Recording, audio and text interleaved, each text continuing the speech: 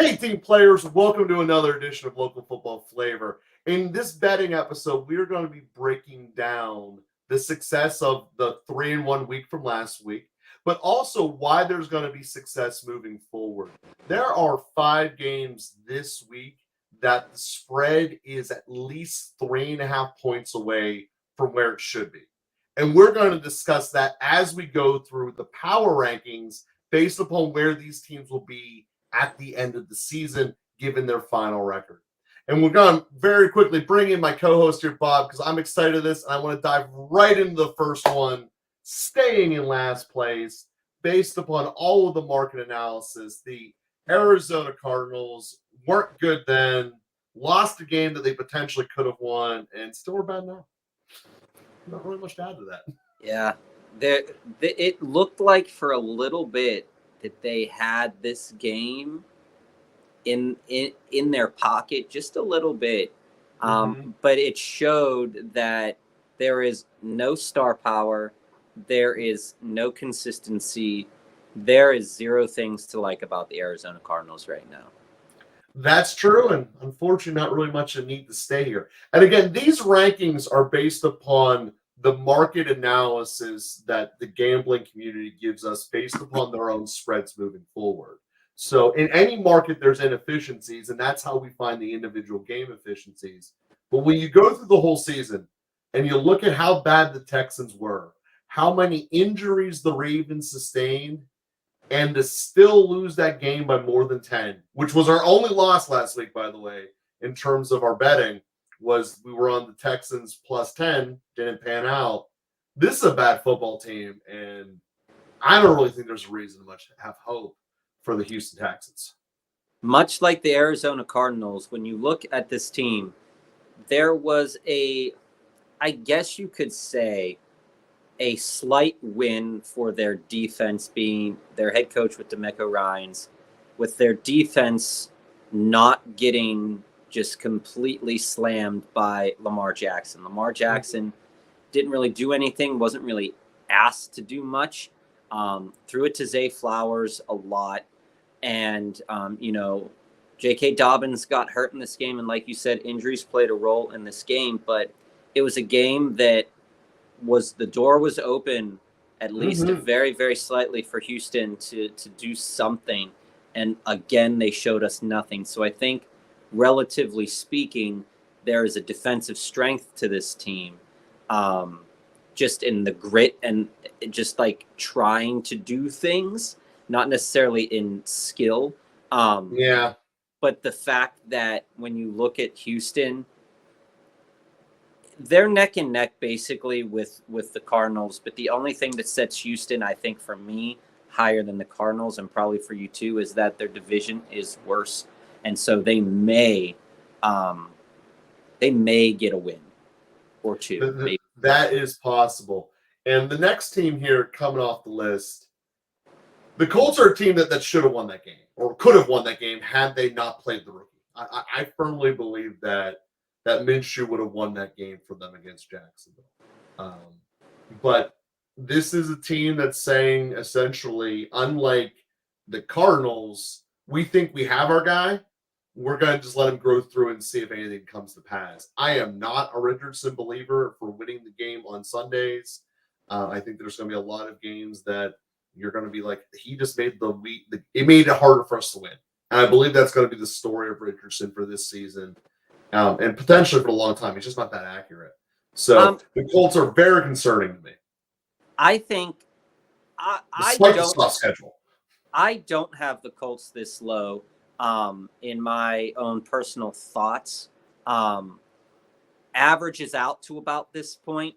But when it comes down to it, there was a lot of things that I think Anthony Richardson did okay. And I think for a first game, it was sufficient. But you're right. You're absolutely 100% right that if he keeps doing those things over the course of the season, that it's not going to work out for him in the long run. And one of the biggest sticking points is diving down at the end of the game where you're trying to win it, but you're still so far behind in that game. and it was just a stupid play from a player that wanted to play college football, and he could have got himself severely hurt. And I like what Anthony Richardson brings to the table. Pittman did great with the Colts. The defense was garbage, as pretty much expected against against the Jags there. But when you look at it and it comes down to it, Anthony Richardson's got to carry a huge weight on his shoulders, and he's not ready for it yet. He's not, but we get to see the two rookies match up in the 30-31 game this Sunday. Not exactly one that I think is going to be a barns beater, but it is one of two games this season, and this is more for a lean to let people know if you're a money line bettor. The wrong team is listed as the favorite in the game between the Indianapolis Colts going to the Houston Texans. Currently, the Colts are a 1.5-point favorite. In reality, this should be a half-point edge to the Texans. Again, it's only 2 points on the spread. It's not strong enough to be one of our recommendations. But if you are betting a money line bettor, getting a team that's mislabeled as the favorite and dog is a massive opportunity. And on the money line, this game between Houston and Colts coming up is going to be one of those opportunities. And now we get into the other rookie. I mean, there's a very common thread here. If your quarterback isn't good, you're not going to win a lot of football games. And, that's essentially a fact of life.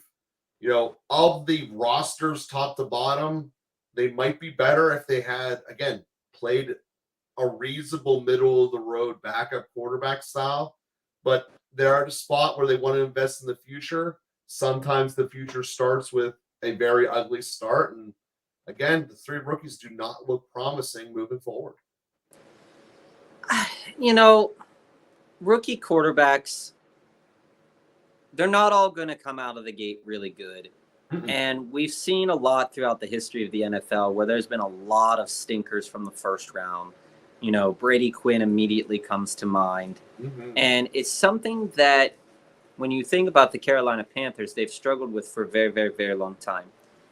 They might have found their guy, but that guy wasn't present in this game versus Atlanta. No, he wasn't. And Atlanta did what we thought they were going to do. They did it well. The defense was stifling. The run game was there. The pass game was, it was okay. Drake London did nothing. That was a little bit disappointing for me for Atlanta. But as far as it goes to the Panthers, this was a really tough matchup for the Panthers. And, I don't think any Panthers fan is going to be absolutely surprised that they lost. And I didn't watch this game because it wasn't part of the slate of games that I was watching. But from everything that I saw highlight-wise, there are a couple of good things to take away for the Panthers. But overall, this seems like a fair ranking, especially seeing what some of the other teams did more of this week. Yes. And we get into another team, obviously the bottom of the rankings, number 28. The Bears are one of the biggest droppers. They're not the biggest drop of the season, given the injury that happened on Monday Night Football. But the Chicago Bears are not going to win a whole lot of football games. And the market is telling us that the bubble and optimism that was in Justin Fields ought not to be warranted. We already knew they had the worst defense in the world. And the thought was that Fields would be able to bounce back. Remember, the Packers' defense has been horrendous for the last 3 years, and they couldn't move the ball against them at all. And to have Jordan Love essentially look like the last two Hall of Famers owning the Bears again had to be a nightmare in Chicago. But the simple fact is, if you back the wrong horse and that horse is not accurate and your receivers cannot create separation, it's going to be very hard to score points. And when you have no resources left on defense, it's basically impossible to stop points from coming up. I wouldn't be surprised to see the Bears giving a strong contention to be in the 30s as this season progresses. So here's what I'm going to say to you about the Bears.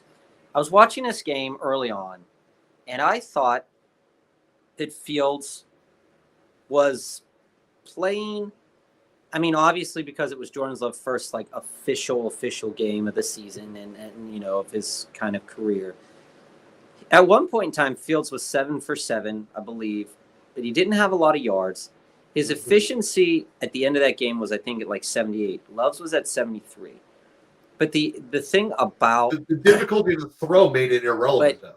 But here's the difficulty that I think is going to be, you brought it up, and I don't know if it's Justin Fields' issue or if it's the fact that the receivers that are out on the field, and I'm particularly calling out Chase Claypool right now, that the receivers out on the field are not, like you said, creating enough separation between the defenders. The play calling is suspect, but I'm not sure if that play calling is to hide the deficiency of Justin Fields.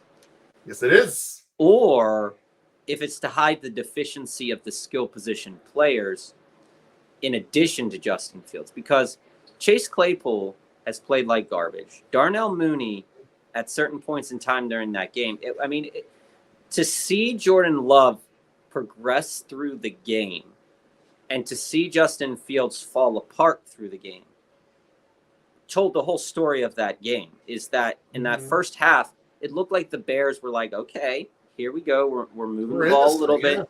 We're running the ball. Roschon Johnson, Khalil Herbert. This is moving. It's going well. And then you start to see Justin Fields not running. And you start to see him staying in the pocket more. Now, that's what we want a little bit, we think.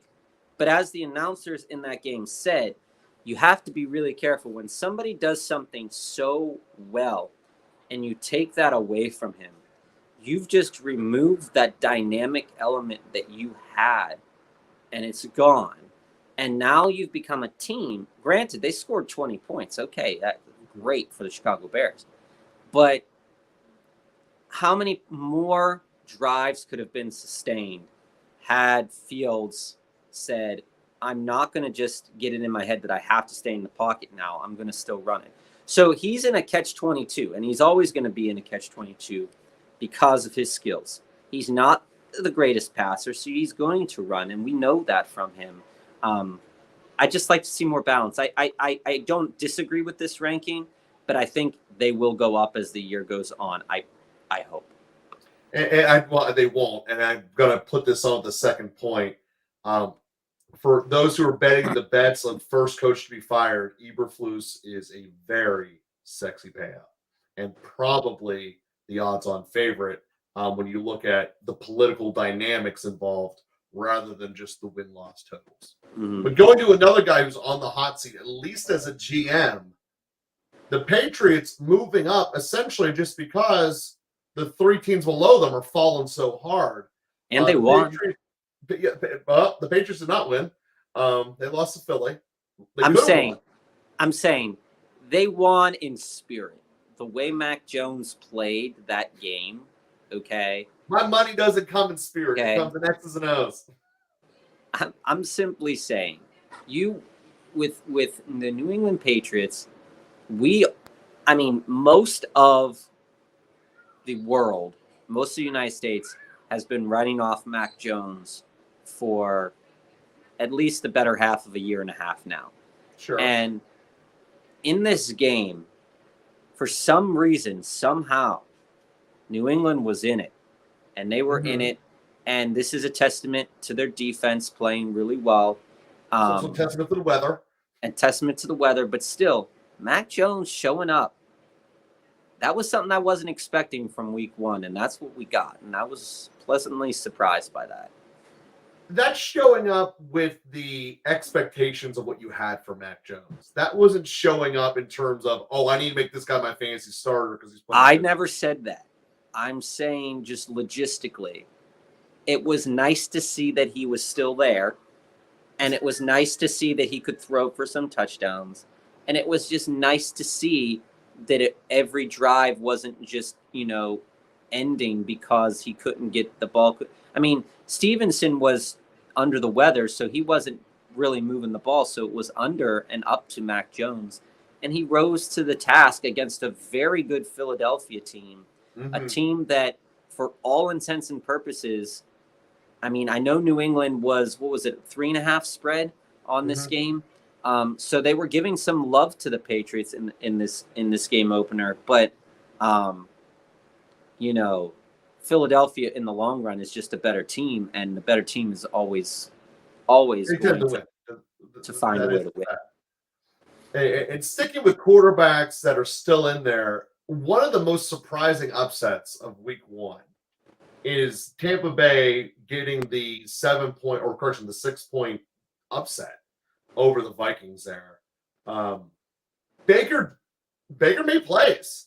And for those who have played the fantasy game in and out, to see Baker support a receiver has never sustained a season. But Mike Evans put up great numbers. There were parts where he looked dramatically better than anyone the Vikings could cover. The Vikings do have a very bad defense. There's no way around that. But I also never thought Baker would have been able to exploit it ever. It was not one of the bets we recommended last week, but I personally was very surprised that this upset happened. Um, I'm surprised that you don't have the Vikings in this position right now. For the Well, sheer again, fact, this is based upon the math of the market. I know, I get it. I, for me though, the way that the Vikings took this loss with a great game from Justin Jefferson, with Jordan Addison scoring a touchdown, Alexander Madison didn't do jack. He didn't do anything. Kirk Cousins, other than throwing that touchdown to Addison and getting the ball to Jefferson, there was just what we knew was going to be the Vikings' problem is the Vikings' problem, and where it went well for them last year in those one-loss games, it is going to come back to bite them very, very hard this season. And to lose to this team, now Baker Mayfield is good for a couple games every year. It showed, he's got that Sam Darnold. It's that Sam Darnold Baker Mayfield thing where you look and you're like 1 or 2 games and you're like, wow, maybe we were wrong about them. And maybe we're wrong about Tampa. If Baker Mayfield decides to play this good, the division, like we said, matches up with another division that sucks. Mm-hmm. Maybe this team isn't as awful as we thought it was, and the Vikings are worse than we thought it was. But I think it's fair at this point to have Tampa this low, just because, that one win against a very weak. I think Vikings are a weak team at this point. Seeing what they put on the field this point in time, is respectable enough. And well, the jump up from 31, it's solid. They might even keep climbing. Who knows? We will see. The next team hitting a little bit of a setback on the skids here, being the Titans, and I don't have an even know issue. how to present this one, Bob. I have an issue with the math on this one. Hit me with it. Now, this offense, you have Tajay Spears took more snaps than anybody thought he was going to take this past week. He was on the field more than Derrick Henry. Okay, we want to keep Derrick Henry healthy for the whole season. Ryan Tannehill threw for 3 interceptions. This was a field goal kicking fest. Mm-hmm. What I've said it before, and I'll say it again. They have the strongest defensive unit in that division. Okay. And if Tennessee is going to put up games like they did, where Ryan Tannehill throws for 3 interceptions, 0 touchdowns, and still have a chance to beat a very high quality team come game's end, their defense, those defensive pieces are so strong for them that I think that they are going to have a lot of chances in a lot of games. But that quarterback opportunity that they have to go and get out of Ryan Tannehill and try whatever's happening with Will Levis, because you know what? At this point in time, I mean, the Saints defense we know is strong. They're older. Some of those players are older, but we know that they put a lot of work into making changes. So we know that the defense is strong. Defense held what an offense I thought was going to be electric at bay. I mean, Yeah, they did. and- I thought the Saints were going to be electric. Both of these defenses were super strong in this game. And if this is any indication for Tennessee on what we're going to see, it's going to be pretty much the same as what we saw last year. And what we saw last year was a team that the offense was never competitive in most games. They kept around. They were like a leech for most of the game. And then maybe they'd score a couple of points here and there. I think, though, with this ranking and with the math all lines up because you need offense to win these games as well. But there's just something about the Tennessee Titans for me with that defense that I think if they brought in Will Levis just to make some changes that, I mean, not criminally underutilizing Treylon Burks, not utilizing Derrick Henry in the way that they should have. Basically, nothing was happening for the Titans.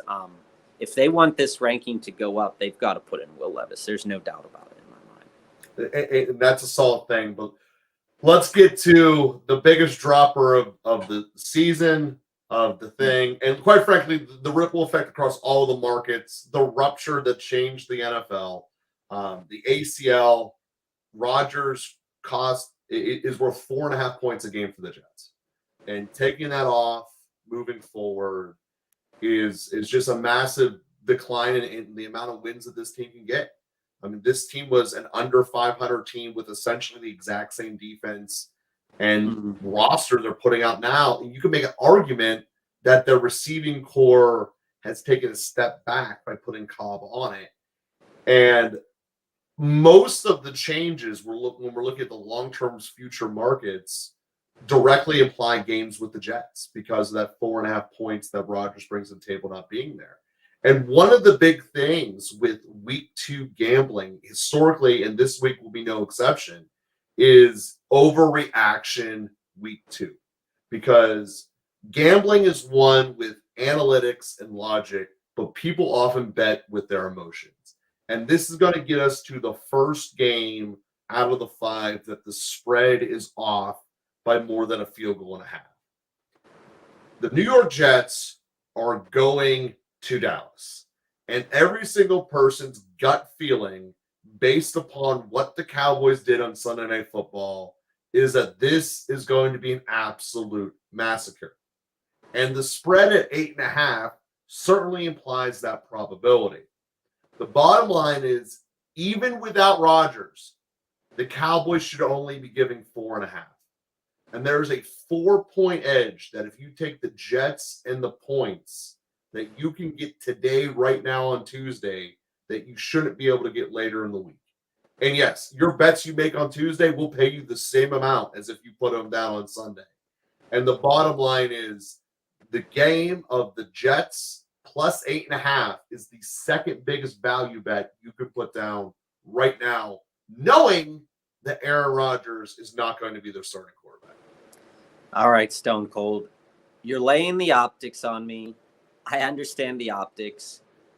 But like you said, this is sometimes some bets are based off pure emotions, and that is a good way to lose money. But it feels like the math is still wrong. that we went even 3-1 last week, Bob. I understand, even with that 8.5, the Jets' offense outside of Breece Hall looked bad. No fight. The defense was extremely stellar. Now, I'm curious what the math says about the under, as it feels like these two defenses being really good. This is the first time. I mean, Dak, the offense for the Cowboys, outside of the 2 touchdowns from Tony Pollard, right? Most of the scoring came from the defense or the kicker. So, as I see it, with Daniel Jones not having a great hand. Yeah, and as I see it,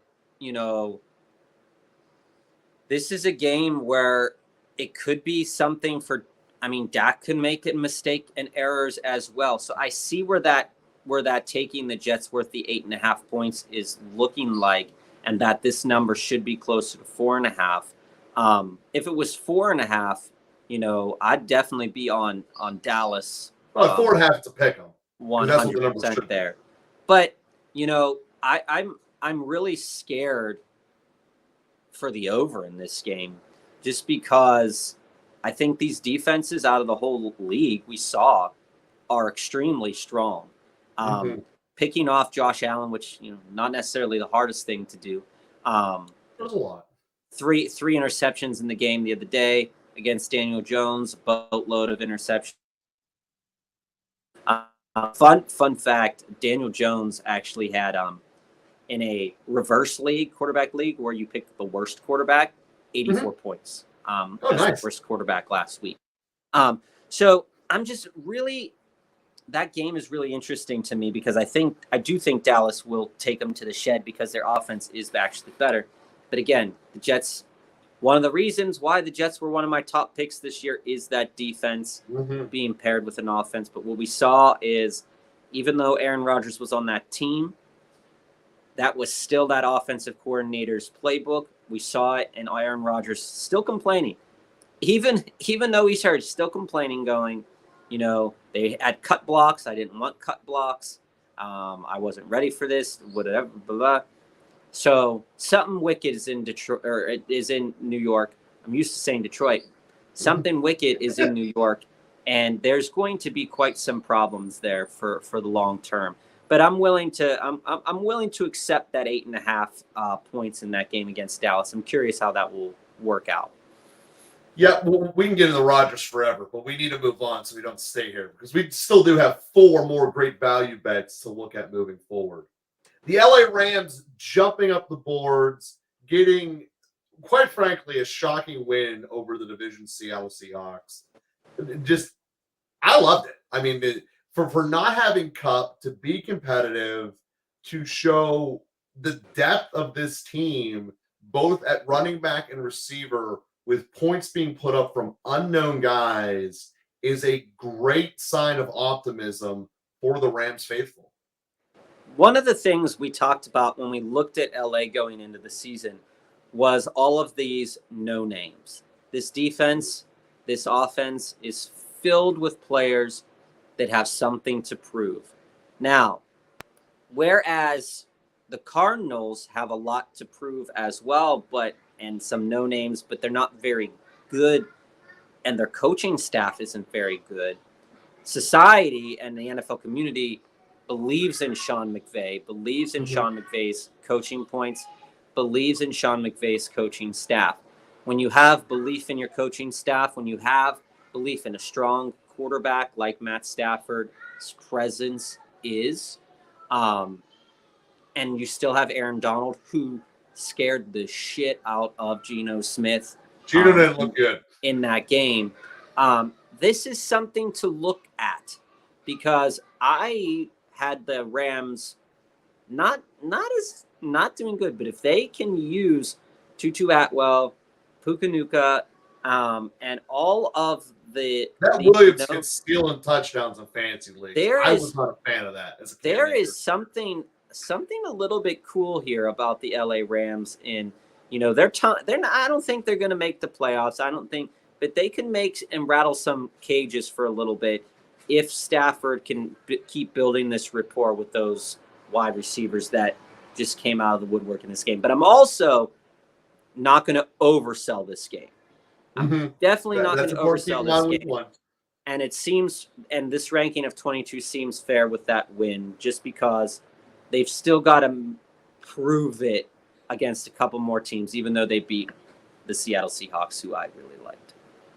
And switching to the next team here, this is a team that the marketing community, that the gambling community has always loved much more than I have this season in the Raiders. Them starting off only at 25, in my personal rankings, I thought they would have been up 27 or lower. And for them to obviously get the win over Denver, maybe Denver's overrated, maybe not. the defense did not get exploited based upon its talent level out there. Might be a bigger testament to Russell Wilson can't rip them apart. Might be a fact that maybe they're better than people are giving them credit for. But the Raiders hung in that game and ended up pulling it out. At the end of the day, you want to win. This whole ranking is based upon your final wins.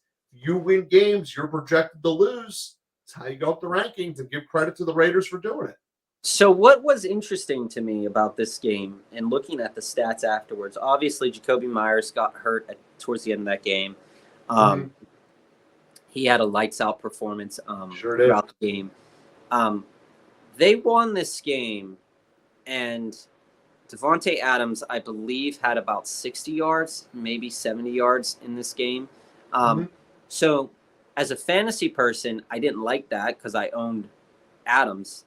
But over the long term of the season, having the ability to rely on other people instead of just one nucleus of a player, this could be a strength for the Raiders in finding, a wide receiver that exploits certain facets of the defense, or finding and running it with Jacobs. There's a little bit more to the Raiders than first meets the eye, it seems. And it will be really interesting how that plays out, particularly in close games, because we know that from the past that the Raiders, when they're in a close game, just like the Vikings, it could flip from one side to the other really, really quickly here. They could have a lead and then lose the lead, or vice versa. I'm really curious if they can stick in these one-score games, two-score games, and play it out like they did against the Broncos. It will be interesting to see. And as we were talking about our bets for the upcoming week, the Giants here sit at 20 despite getting blown out. But the Giants are going to be the second bet we discuss about entering into week 2 here. As we said, overreactions, hurting lines because of the perception. The New York Giants are going to Arizona this week. And currently, that spread is only at 4 points. The New York Giants should be having to lay 7.5. The fact you only need to pay 4 right now is a 3.5, a field goal and a half advantage. And statistically speaking, when you get a field goal and a half on a spread, you're going to win. The New York Giants are not just my spread bet of the week here. They're also my suicide pick on the road of the week going into Arizona, despite all of that implosion. That if you look at just from an outside perspective and just say, who is more likely to recover from a loss?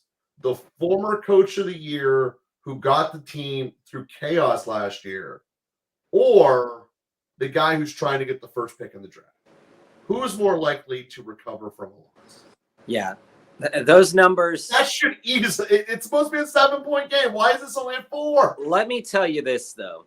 That offensive line looked abysmal. Can Arizona do anything about it? So they can't, but it's something to keep your eye on. I'm not saying that the Giants 4.5, that spread, seems it's a like 4-point spread right now. Like I said, It should be 7.5. It seems like the pick of the week. But like you said, there's going to be a lot of hearts and emotions tied to these games. And with the way the Cardinals played the Commanders and they were in that game, people are going to see that and be, well, like, the Giants suck. But you got to remember that the Dallas defense is just leaps and bounds better than a lot of defensive units in the NFL. And they made Daniel Jones look like a JV quarterback. Well, you also got to factor in a couple of other things that go on with that game, particularly the rain. The Giants by themselves are not a team that can make a 2-score comeback when you're down in the first quarter, when you can't throw the ball because Daniel Jones literally could not grip it. But we already knew that. Knew that. Well, my point is, they were never going to recover from that. The other thing is, going back through the last 3 years, they average losing to the Cowboys by 3 scores. It's just what happens. They just do It that. happened to the Giants twice last year. They still made the playoffs. Mhm. Overreaction to something that looks horrible, which I'm not saying it didn't, because it did. Still, it is not a reason to say they can't beat the worst team in football by a demonstrative amount by a touchdown, So which they absolutely can and will. let's talk about what really looked bad.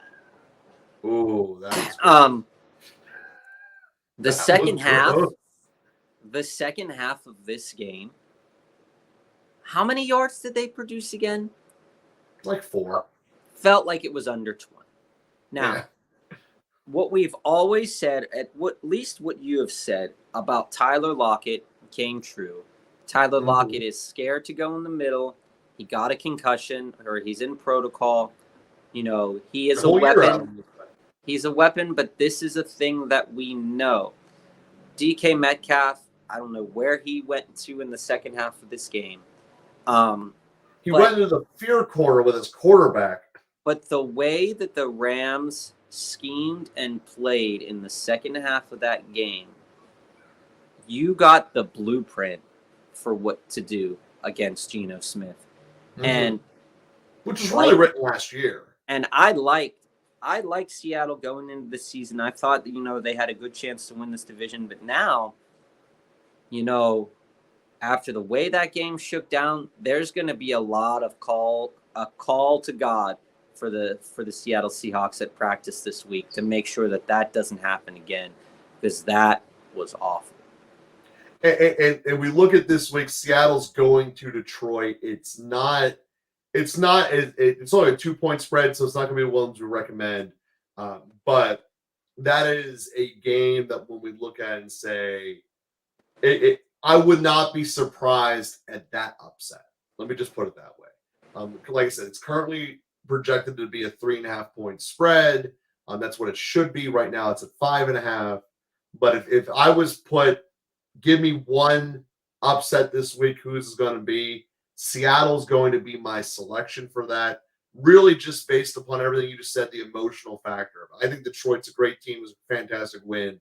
But there's an emotional high that most teams crash from.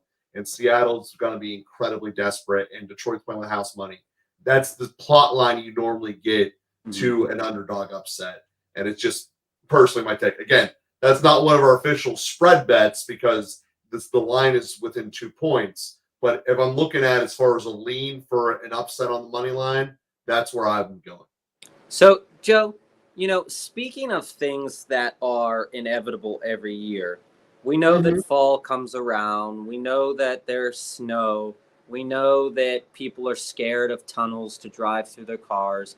And we know that the Green Bay Packers are going to beat the Chicago Bears, right? That's right. So when we looked at this game, and you looked at the Packers going into the season, you're curious about Jordan Love. We know that you were a big fan of Jordan Love going into the season. We talked about it when we talked about the Bears. He developed as the game went on. He found Dobbs. He found his weapons. And Watson wasn't even playing. They were able to do these things. They were running high on emotions. And they still beat a team that everybody was thinking that was going to beat them coming off this season. It was really nice to see.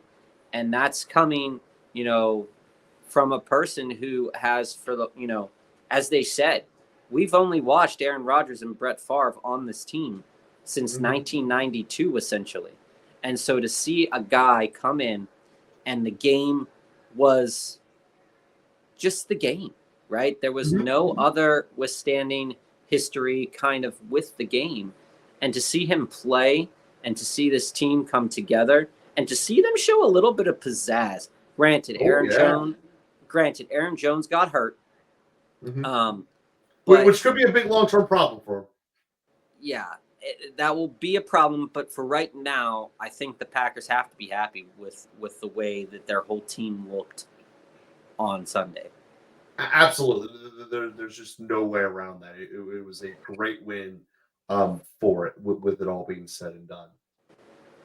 Now let's flip to the team we'll be playing in this Thursday night matchup. Obviously getting upset by Tampa Bay, losing a game they should have lost, but again, not getting incredibly dinged for it.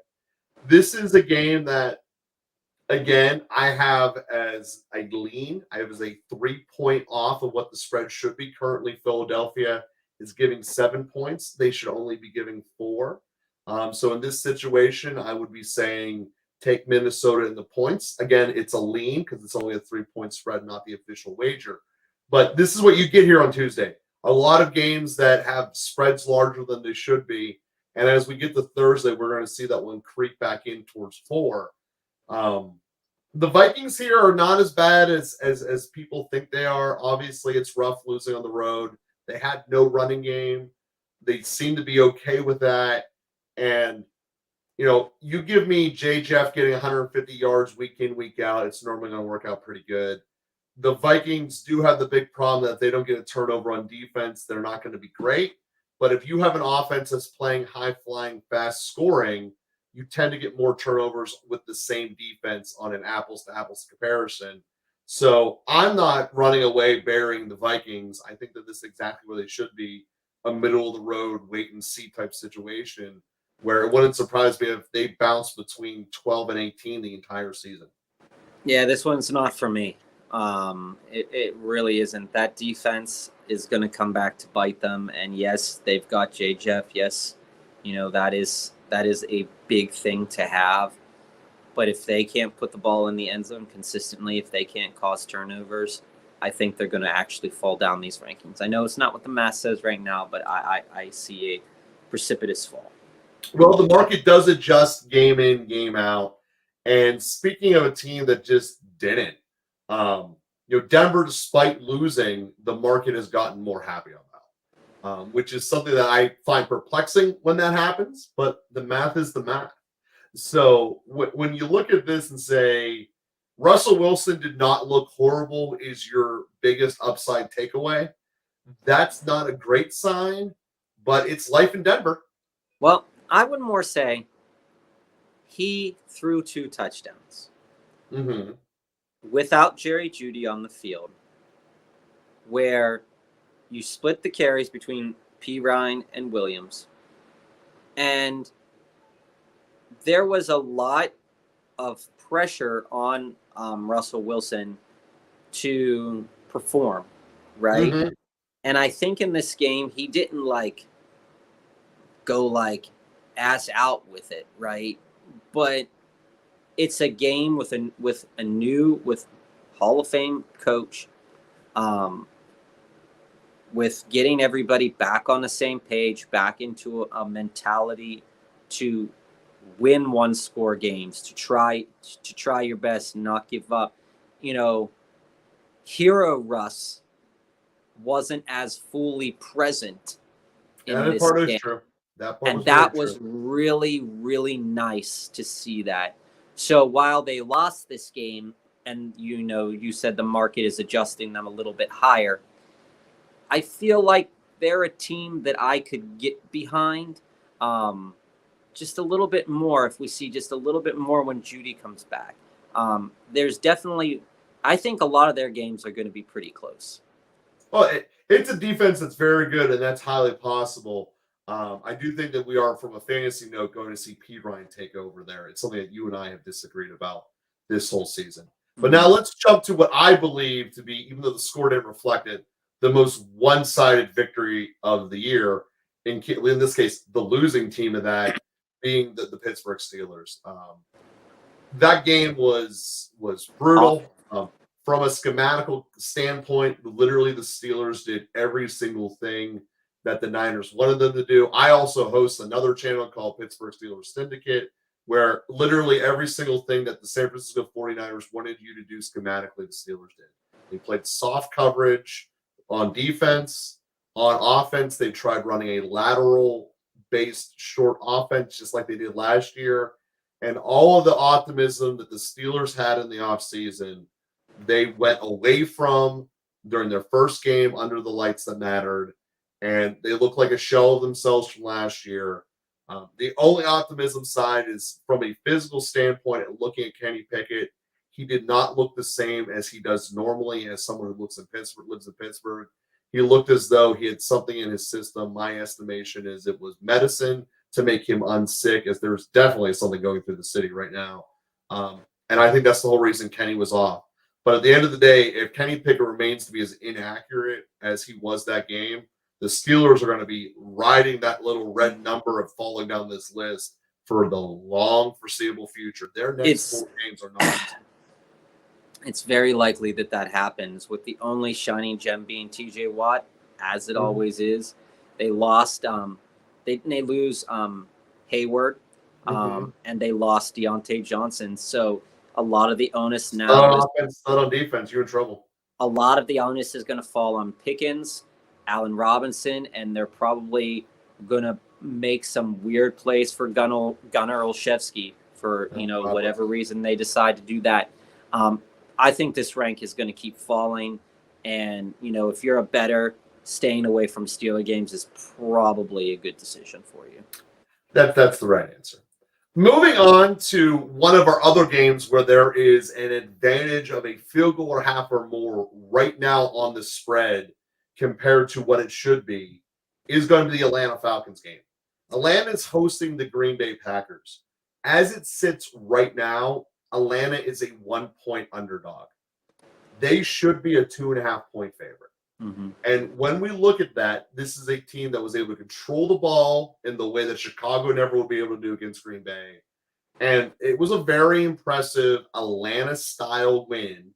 And seeing what they did is something that I really like. And seeing the fact that I can get extra 3.5 points with a team that can control the ball like that, that is an area to go. And again, it's the second game of the season, of the week so far, that has the wrong team listed as a favorite. In this case, we are saying take that 1 point right now, because it's going to cost you 2.5 when we get to Sunday. Yeah, people are not always, and people don't like to do like teasers, but if you want to, you could tease this and get yourself a plus money on it. You could go with the money line. Whatever you do, it's Atlanta Falcons. This is a team that I think as the season goes on, the more we see positively for Desmond Ridder and the more positive we see for Algier and Bijan Robinson, this team will continue to get better. This ranking will most likely continue to climb. And let's jump to one of the surprising dropbacks that most people are going to say, how do you have the Bills out of the top 10? Not surprising. This is the math, man. The math works. What they put out on the field, that makes sense too. You've got to really think and say to yourself, Josh Allen, and granted, I took him, got him in the 4th round of one of my drafts this year, which I thought was a value pick because usually he's a little bit higher. We know, and I've said it before, Josh Allen is a turnover machine.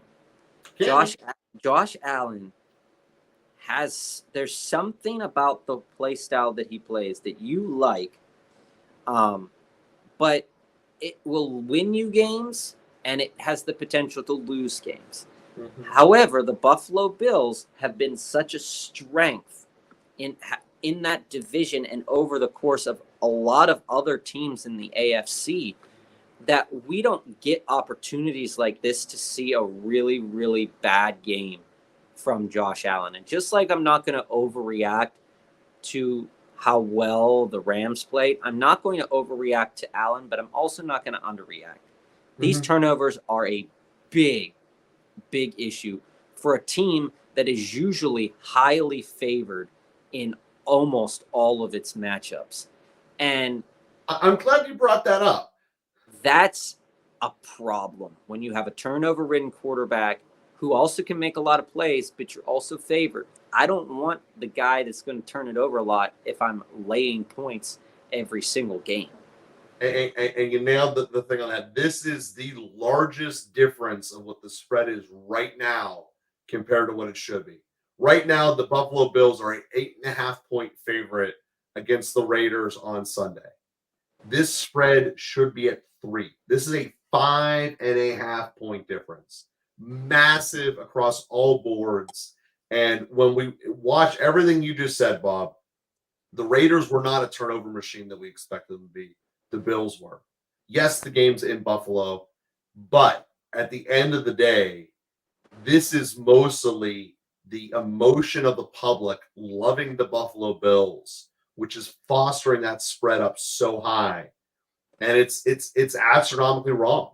And this is the best opportunity of the week to slam home the spread bet, because take those points as the Raiders, because you should only be getting 3, and right now you can get 8.5. That is absolutely insane. And this is why you do your bets earlier in the week, because you'll never get a chance to get something like this on a Sunday. Switching over to our 12th team here. Switching over to our 12th team here. The Jacksonville Jaguars. They looked good. They looked good as that game went on. I mean, did they look good, or did the Colts look that bad? I mean, I think that's one that I'm personally having an issue trying to decipher myself. Here's what I'll say. On the record, I'm not a Richardson fan. The Jaguars, when I say they looked good, that connection to Ridley looked good. Oh, that. The lack of the usage of Christian Kirk surprised me. Mm-hmm. The high usage of Zay Jones was a little bit the bigger surprise to me. For me. But I would say overall in this game that we saw, yes, there's a little bit to say, Indy's not very good, but the Jacksonville Jaguars, I think, are a team that, as Trevor Lawrence goes, they will go. Mm-hmm. And as he, buttoned up as the game went on, because there was a turnover early in that game, as he buttoned up as the game went on, the Colts did have a chance to win it, but they're spreading the ball around. Etienne got involved in the game, although Tank Bigsby wasn't efficient. He didn't look good and missed some blocks and stuff. He got a touchdown in that game. It's gonna happen. They're a strong team. They're in a weak division. This seems to only be climbing. But I would caution, because, again, with Trevor Lawrence and turnovers and decision-making, if you're laying a lot of points with the Jaguars, to be really cautious, because their defense is overly aggressive. It will make mistakes, and teams that can capitalize on it will capitalize on it. And to have this game be as close as it was for a very, very, very long time is very dangerous when it comes to long-term prospects of betting on the Jacksonville Jaguars, I would say. And you're going to get that answered this week when Kansas City comes to town. Kansas City loves exploiting over-aggressive teams, and the question is, will the Jaguars be able to hone them in? Again, it's within too close to the spread of what we projected should be to be one of our bets of the week, but I am very excited. It might be the game I'm most excited to watch this week, which is Jacksonville, Kansas City. And then switching to the second half of the Monday night action, Cleveland Browns flying up the rafters here without really showing a good offense. I mean, yes, they won that game, and yes, they made Burrow look bad. Mm-hmm. But offensively, Watson wasn't anything crazy. He wasn't anything super amazing. It was a very good showing for what I expected to be a very bad defense. Well, yeah. I mean, walking into this season, they had one of the worst rush defenses last year. I mean, there was nothing really good that you could talk about that defense, and they came to play, and this was expected by most people. It was expected by most people that the Browns would come out to play, that the Browns would do what they needed to do to win this game. But we did not think that they would win this game in the way that they did. Chubb played a Chubb game, great game for Chubb. Deshaun Watson, it was a little bit disappointing. If we continue to see that out of Deshaun Watson, that's going to be trouble for the Cleveland Browns moving forward. But if that defense was anything like what we saw this past week, they could be in for a decent enough season if Watson can do something, right? I mean, if he could just maybe have like a 250 and a touchdown every game, if that defense could come through, maybe Chubb could get moving a little bit more. I like what we saw from that defense, but they're a hard team to bet on. They're a very untrustworthy team to bet on. They are, and I think that there's going to be a lot of truth. We're going to find that out here on Monday night because are they going to be able to plant their feet in the ground saying, hey, this defense is for real. We're going to beat up on a team that just got smoked last week in the Steelers? Or are they going to regress to how it was when they played them in week 18 last year, where the Steelers absolutely owned the entire game? And that's really what you're going to find out on Monday night. Again, it's not a game that the spread is actually very close on that one. It's one of the closest ones of the week. We go to a team that lost what was probably the game of the weekend in Miami and the Chargers last week. The offense looked good, but Tyreek Hill ripped them apart. They were who we thought they were. Very As Jenny Chargers Green game. says, there's really not much to say about the Chargers until we can see. I mean, as we said last year, going into this season, we were nervous about the defense. We saw the game against the Jaguars. They let them back into that game. The defense is able to cause turnovers, but they can't keep a lead. And so this is a team that we knew who they were last year. They're pretty much the same this year. They're passing the ball a lot. Quentin Johnston didn't really get involved. Keenan Allen looked good. He did. Austin Eckler looked good. Justin Herbert looked good. I'm not worried about the Chargers. But again, much like the Cleveland Browns, I think that this team is very unreliable to bet on too, because their offense is one of those offenses that's ready to put points on the board, but because the defense gives up too many, these point spreads are going to be wild. You're going to look at maybe 2.5 one game to 6.5 another game, because the offense can just score, but the defense is not really that good. Where you're also probably going to see a lot of numbers at here would be the over and under. The Chargers, I think, were only one of the Chargers and the Dolphins were one of the only games that went over last week. I believe there were only 3 overs last week, which is kind of typical for the first, historically speaking, for the first NFL week. But if I were betting the Chargers long term in the season, I would tend to be looking at their overs and unders rather than their point spreads, just because they are an unreliable team to cover the spreads usually. That is a fact.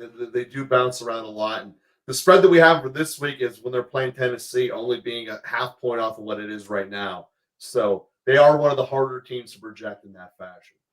We go to the 9th team here, the Baltimore Ravens, staying steady. The Baltimore Ravens got hit by the exact same problem it seems like they get hit by every year. They got slammed with injuries out of the gate, including left tackle and running back. Yeah, I mean, at least it wasn't Lamar. I mean, let's face it. The Baltimore Ravens are another team, much like the Chargers. We know what's going to happen to them every year.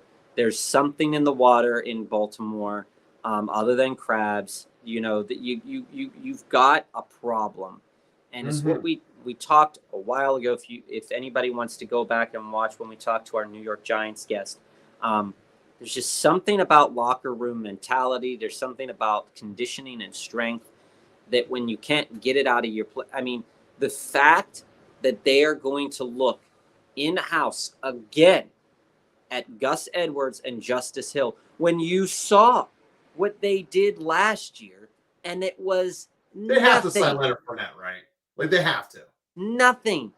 The problem with the Ravens is that they think they don't have a problem, and they do. And it's maddening when you see point spreads for the Ravens, 8, 9, 10, like we saw with the Texans this week when they played them, because they should have shellacked them more than they actually did. And these point spreads for the Ravens, until we get a better handle. I think they were hand, the luckiest team based on who they played. I think had they played anyone 20th or higher in the rankings, they would have lost. Yeah, I mean, I think their money lines are probably going to be better to bet on than their spreads, because it's just the market feels I feel like they put it too high most games because of the Lamar factor. And just like with the Josh Allen factor, that's always going to be something for the Ravens. as when you bet on them to look at, right? Mm-hmm. So for me, I'm out on the Ravens in terms of betting. That won't happen again this year. And let's look at the other team that had disastrous AFC North performance. It's ironic they're playing each other. They're next to each other in the rankings. And is this just like last year? You just throw away Burrow's first game. That was his game. We don't care. Or do we actually take credence in this one? This is a problem. When you have Joe Burrow wasn't supposed to play this game. Mm-mm. Everybody is saying Joe B is not playing. Jamar Chase didn't want him to play. This is a reaction. He didn't look good. This team didn't look good. This defense didn't look good. There was not much to like about the Cincinnati Bengals, especially when we say they're a Super Bowl contender. I'm not overreacting on the Rams because we're not thinking the Rams are going to make it to the Super Bowl. Mm-hmm. But to have no reaction to the way the Bengals played would be a sin. Mm-hmm. And when you look at the Bengals and how they performed, for Joe Burrow to not even throw for 100 yards, granted, we just talked about the Cleveland defense playing better than we thought they were. It's still not good. But Joe Burrow is supposed to be this generational quarterback. Mm-hmm. And yeah, everybody has a bad game, but this was a monumentally bad game for a generational quarterback. Sure. And that needs to be talked about. And to have them only fall 4 in this ranking, I get it. But this is a issue that if they don't resolve it by next week against, it's also a testament to remember this is a projection of how many wins the team's going to have overall. They're playing a much softer schedule than the Bills. I get it. Which is the comparable, I think, from week 1 to look at. I get it, but that if he is hurt like that and they bring in a backup, that team's not going to look good. No, they are not. No, they're not. Let's go to a team that looked great. Great team. The Detroit Lions. I mean, it seemed like, first off, every single thing with Detroit that could have gone wrong for 3 decades did. And now we're finally getting to a spot where it's cusping over. And to beat Peyton Manning in the season opener, I found... You beat Patrick Mahomes in the season opener. This is the life. And this is the problem of the Detroit Lions. Can they take this win, as we talked about way, way, way back at the beginning of the offseason when we saw the schedule here? We said, this is a statement piece for the Detroit Lions. If they win this game that they did win against the Chiefs, what are they going to do with that valuable win? You can't go out and lay a stinker the next game. Nope. You can't lose these games that you've always lost in the past. And for the Detroit Lions, if Dan Campbell is who we think he is as a coach, he's going to use this piece to propel them forward. And a healthy Lions team is a team that nobody wants to play at this point in time. And in a weird way, I think that's actually going to be the testament of this week 2 matchup with them playing Seattle. Is Dan Campbell at a level where he can keep consistency? Because Seattle's going to come in hungry, and all intents and purposes, this should be a letdown game for the Lions. Will Dan Campbell keep that from happening? It's a very interesting plot moving into the week. And I think our top 6 are very interesting here as well, as way that the league projects how these teams will finish in terms of final ranking. To have the Dallas Cowboys, after that demolishing win of the Giants, as the 6th seed. Again, this is based on how they think they're going to finish record-wise in the season. And the Cowboys were projected to beat the Giants. They did obviously beat the Giants, but there's going to be a lot of people out there saying they should be higher than 6. I mean, Joe, there's not much to say about the Dallas Cowboys. We saw great defense. We saw an offense that scored when it had to.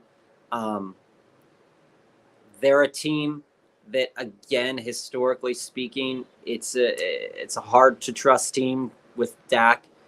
And so we have to see when they play an actually a good team to see what we really think about the Cowboys. And to that end, mea culpa to the Miami Dolphins fans out there, beating one of our favorite teams, the Chargers, in the offseason. This game, from start to finish, Tua looked good. I saw a meme. There was, I believe it was from Step Brothers or Talladega Nights, where it was like, you hit your head and that's how you get all the good powers. Tua looked good. Tyreek Hill looked good. They looked great. They did. And you can see Tyreek's gunning for 2,000. Oh, yeah. He's, if he stays healthy, he's going to get it, because that was just totally nuts. The one thing I would say, again, as I've said before, this defense is not a strong defense. They have big names. They have turnover potential. But it's just not a consistent enough defense to want me to bet the Miami Dolphins all the time. And that's the thing, where you have a really good offense. This is keeping them out of the top 5 or top 4, logistically speaking, is that defense, because otherwise you have both. This team, I mean, I said that they would sniff the top 3 draft picks, but more than likely it's going to be that they're going to probably be in the playoffs if they play like they did yesterday or on Sunday. Well, right now the market is projected as the number 2 AFC team, and when we go to number 4, the Kansas City Chiefs being the number 1 AFC team, but also means we have a new number 1 overall when we get there. Kansas City Chiefs, 1 game. There was some big telling parts of this. The fact that they weren't getting flagged for illegal formation every time, and the announcers were calling it out, I found particularly interesting. They will not get away with that moving forward, because the NFL won't want to be embarrassed like that. It gets to the question, schematically, do they need to do that to be able to have an edge? It also gets into the question moving forward with the Chiefs here. If Kelsey's out, that passing game looked really, really bad.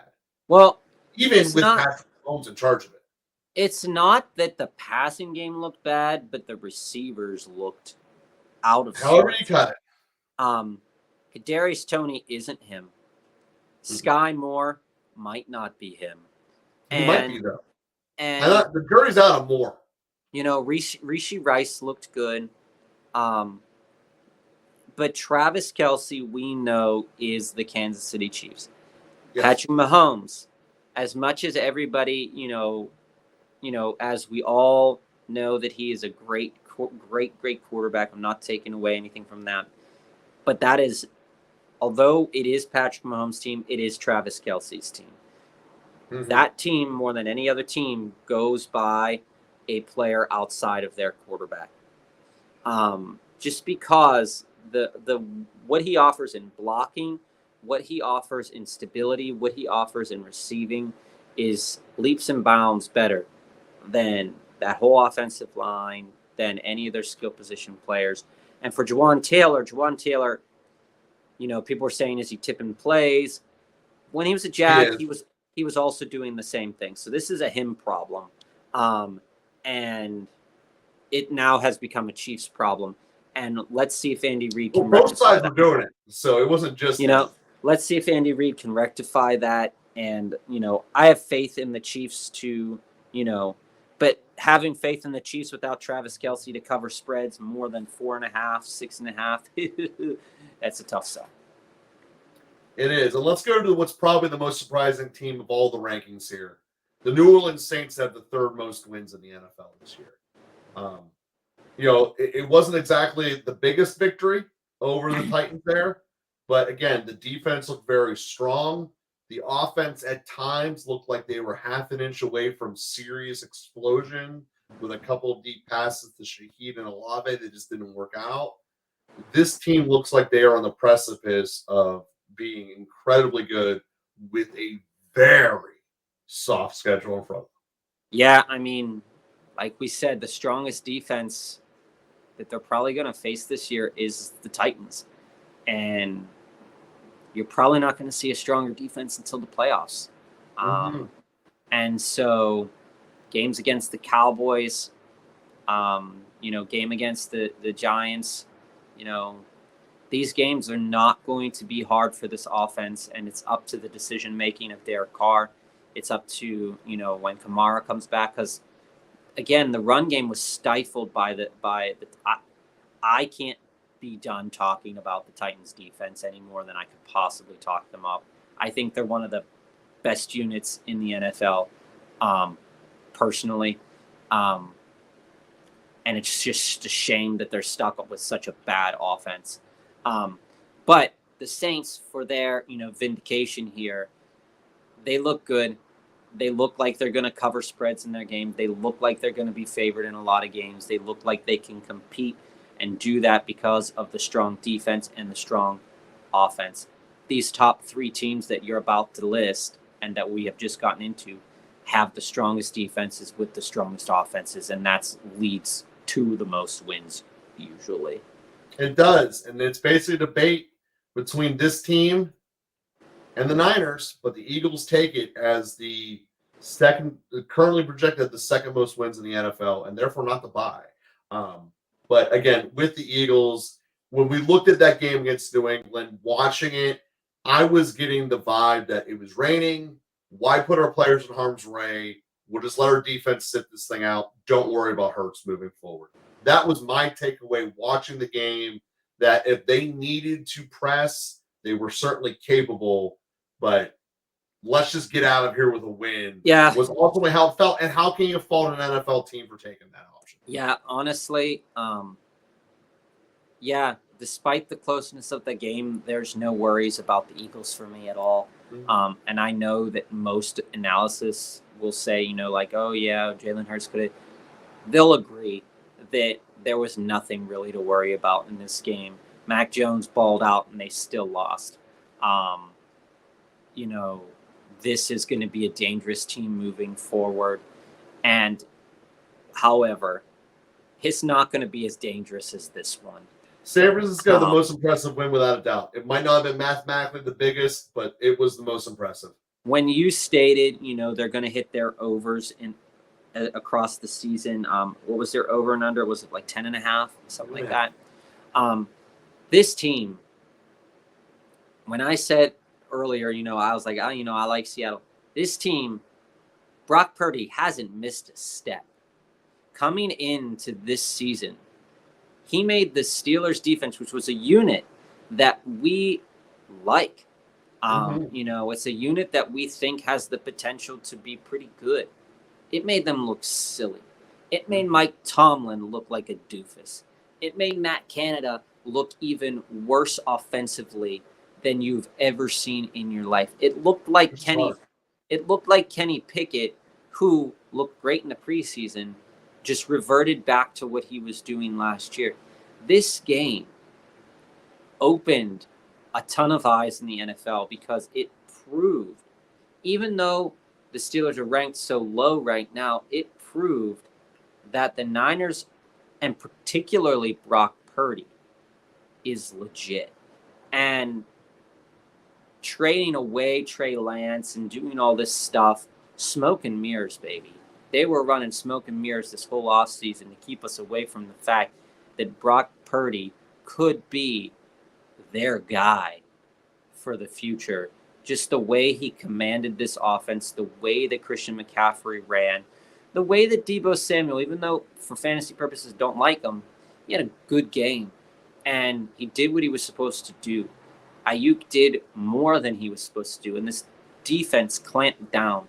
And it's just a good, solid team. Offense and defense. There's probably not going to be a lot of losses coming this way. Which means they're probably going to be favored by a lot of points in a lot of games, which makes it hard to pick against them, but also hard to pick with them. You actually just hit upon the point for all our listeners out there. You said you're going to give me 5 games to bet on with a field goal or half or more edge. The Niners are that last one. The Niners are currently projected to be an 8-point favorite as we sit right now at the Rams. And the bottom line is that should be a 4-point game. People are seeing the Niners and they're going to run away with everything, and the public vote is going to keep pushing that spread up higher and higher. The answer is it should be going lower and lower. The bottom line is right now you can get 4 extra points than what you should actually get if you bet on that game right now. Because you are going to see the big sharks come in on taking those points. And that's just going to be a fact of life. The Rams should only be a 4-point dog. Right now they're an 8. Take those points, take those extra points, and we'll give you 5 great bets here this week. Hope you take them out there, make a lot of money. Put them in now while you still can get those lines. Because if you wait till Friday, Saturday, Sunday, these lines aren't going to exist. These are mistakes that you can take advantage of right now and take great profits to the bank. I guess that's the end. Hey, end the stream. We're streaming. Oh, we have another.